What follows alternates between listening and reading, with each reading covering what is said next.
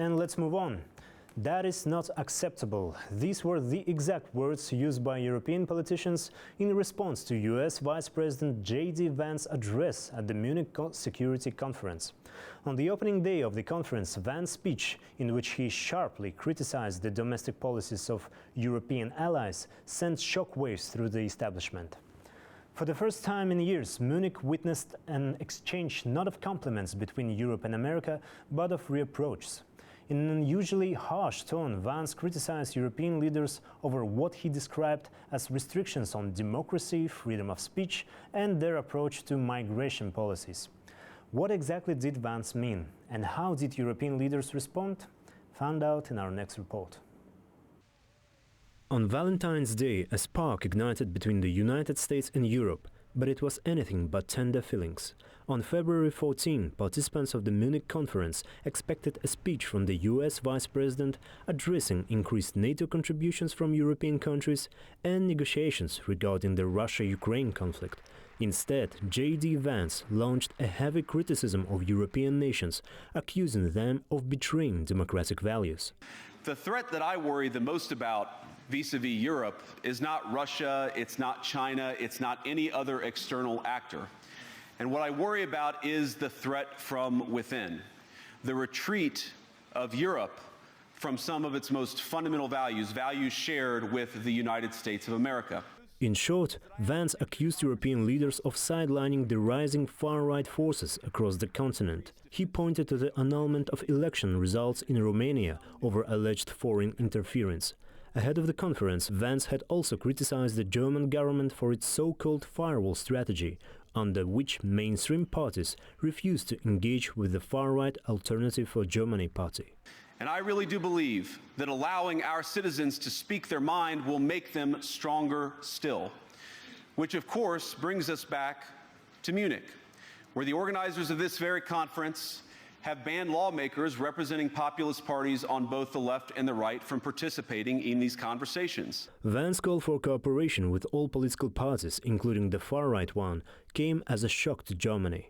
The AfD, partly classified as a right-wing extremist, has also advocated for lifting sanctions against Russia. In response, Chancellor Olaf Scholz firmly stated that Germany would not allow foreign interference in its democracy.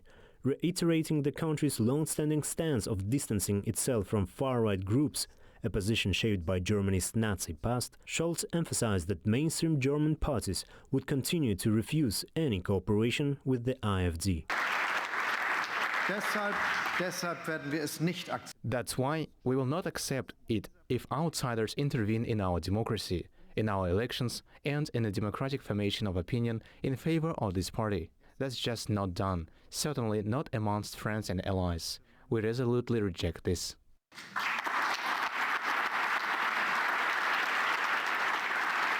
German Defense Minister Boris Pistorius also reacted with irritation to the US Vice President's remarks. According to the Financial Times, Pistorius described the comments as unacceptable while still seated in the audience and repeated the same words on stage about an hour later. Spricht von annihilation of democracy. He spoke of the annihilation of democracy, and if I understood him correctly, he compared conditions in parts of Europe with those in authoritarian regimes. Ladies and gentlemen, that is not acceptable. Vance's rhetoric managed to unite even Olaf Scholz's opponents.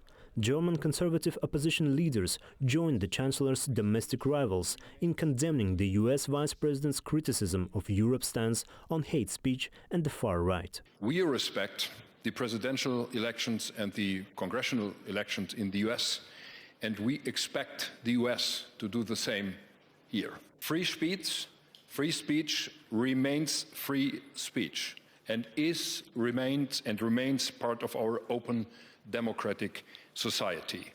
But fake news, hate speech and offenses remain subject to legal restraints and control by independent courts. Political analysts note that the speech was significant for the speaker himself, helping him craft an image as an independent political figure in the United States, where vice presidents traditionally play a secondary role. However, it proved far more important for the audience, deepening concerns about the future of the US-Europe alliance. Some experts now see tectonic shifts in the global order following the Munich Security Conference. The Munich Security Conference clearly showed that we are witnessing tectonic shifts of the order structures and also of the positioning of major powers.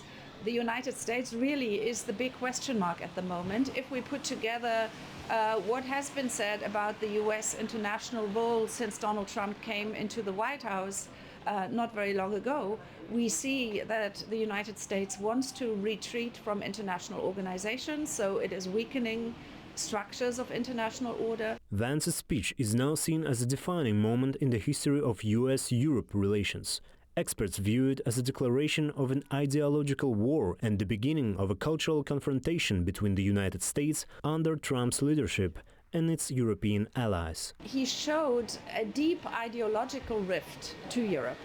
He said that democracy was under threat in Europe and tried, in my view, to redefine the principles of democracy, but in a way that is definitely not the European values consensus.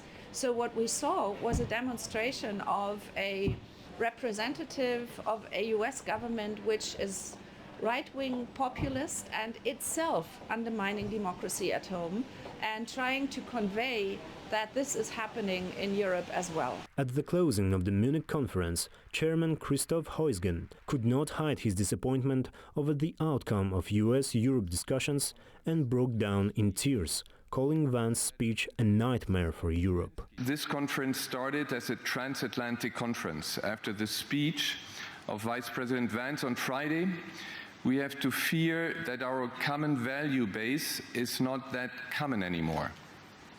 I'm very grateful to all those European politicians that spoke out and reaffirmed the values and principles that they are defending. Let me conclude, and this becomes difficult.